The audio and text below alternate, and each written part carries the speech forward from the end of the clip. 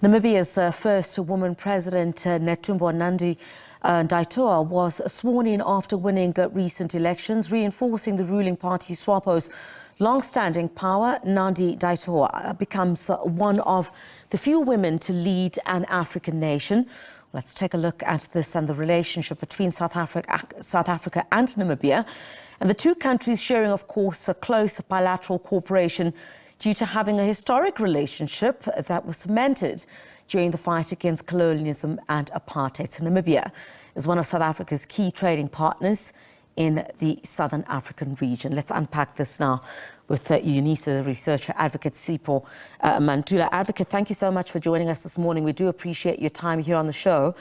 This is, I definitely can describe it as historic and certainly a step forward for the continent, having a woman lead a strategic partner for South Africa as well.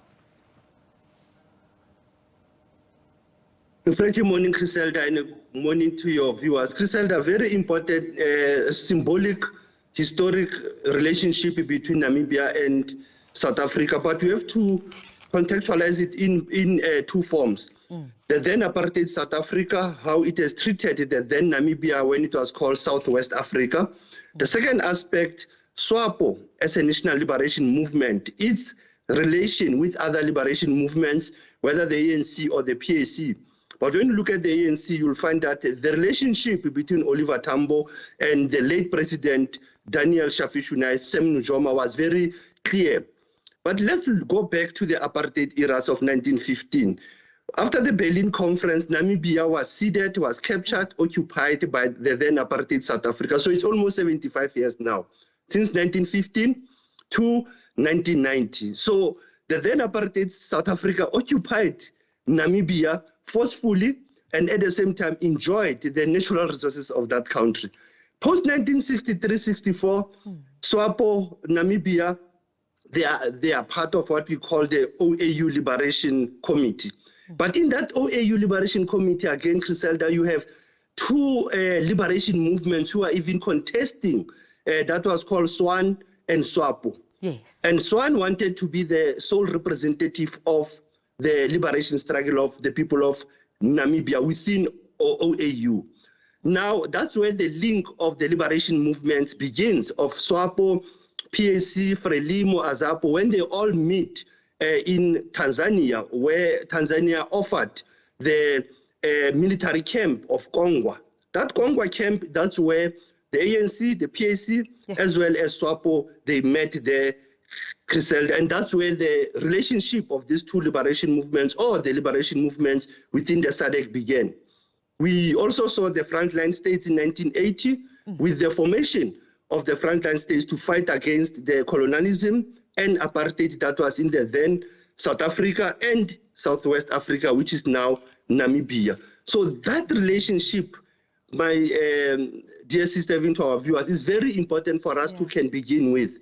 But post-1994, you have late President Nelson Mandela engaging with President Nujoma, also on the question of Walvis Bay, because in 1990, Walvis Bay was still a territory of the then apartheid South Africa. Only after 1994, there was the return of Walvis Bay to Namibia. I think that is, in short, when you look at that historical context, and all presidents of South Africa have engaged Namibia, both politically, economically, and culturally. She certainly won the hearts of Namibians via the polls, of course. But this is where the work really begins. You know, very much like South Africa, one of the issues that Namibians are grappling with is unemployment.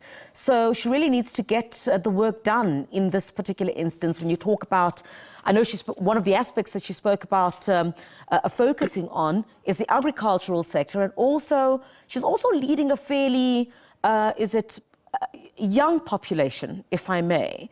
So having to grapple with issues of unemployment, addressing issues that young people are facing, also looking at the agricultural sector. Yes, we can lament and celebrate the fact that we have a woman at the helm of this country, but it boils down to the work that needs to be done now. Absolutely. I think when you think of the national development plan of that country, it is centered around the youthful population. Yes. We saw the previous elections that there were many young people who were contesting for this office. They were contesting for power, and most of these young people, they were former members of SWAPO.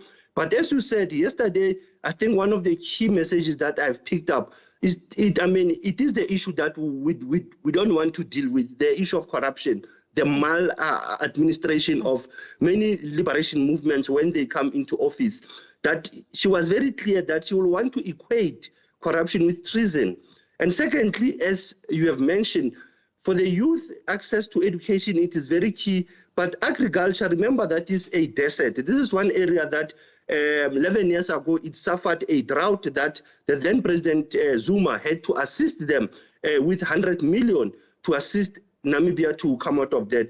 But let's look at the issue of how she wants to have a sizable cabinet. Because in most of these member states, we have bloated cabinet that goes to the fiscus of the country. So I think one of the challenges that she might have is also to work within the SADC regional body. Mesamia Sulu has given her support. Yes. You will understand that President Ramaphosa also, they are happy about having the second African woman within the SADC. Actually, you can say the second, but it might be the third. Remember, we had Joyce Banda, we had Samia Sulu, now we have Menandi as a female leader. But as you said, Sis Griselda, remember, there might also be sabotage within his ruling party. Advocate, we'll certainly be watching how developments unfold in that country. But thank you very much indeed for those insights into, the important relationship between Namibia and South Africa, as that country, of course, has now sworn in its first woman president. Certainly a great strides being made there, and all the work now needs to be done for the continued success of that country. Thank you very much indeed, Advocate Sipho Mantula. Thank you very much for joining us on that critical discussion of having that female president being sworn in Namibia. Right.